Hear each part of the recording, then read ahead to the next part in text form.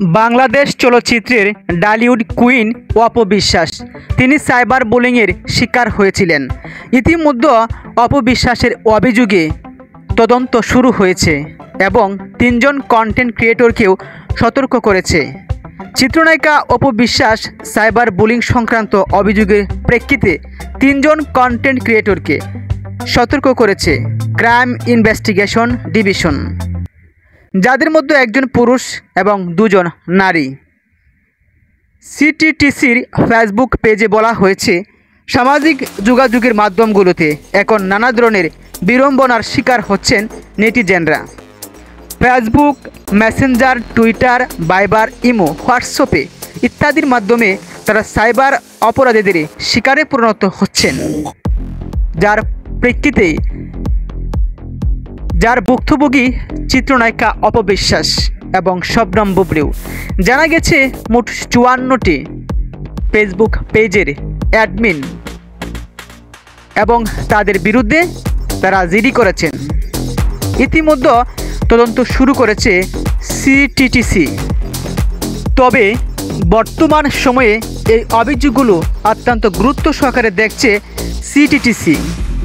সাম্প্রতিক সময়ে প্রাপ্ত অভিযোগগুলোর বিশ্লেষণ করে দেখা যাচ্ছে যে কিছু ব্যক্তি সামাজিক যোগাযোগ মাধ্যমে রোস্টিং এর নামে সংস্কৃতি কর্মীদের টার্গেট করে অনবরত বুলিং করেছেন এবং কুৎসা রটনা করে চলেছেন।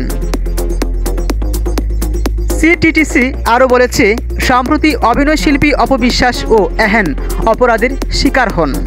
তার জিডি ও অভিযোগের ভিত্তিতে একজন পুরুষ ও 2 জন নারী কন্টেন্ট ক্রিয়েটরকে অপপ্রচার বিষয়ে নিউট্রালাইজড করা হয়েছে এবং অনলাইনে ঘৃণা ছড়ানো বন্ধ করতে বলা হয়েছে।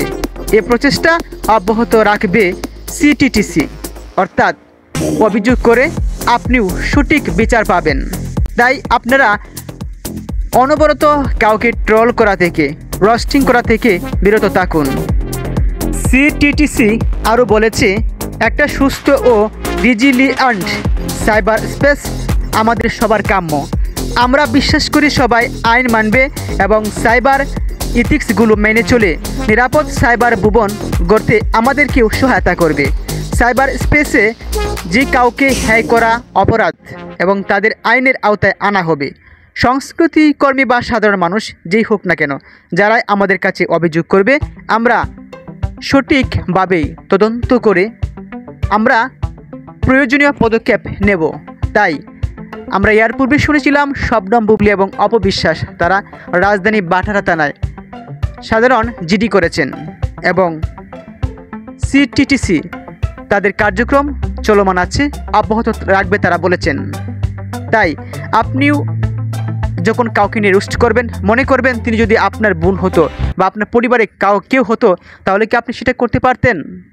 আসুন আমরা সিটিটিসিকে সহায়তা করি, নিজেও সুস্থ থাকি, অপরকেও মানসিক শারীরিকভাবে সুস্থ রাখার চেষ্টা করি। ধন্যবাদ।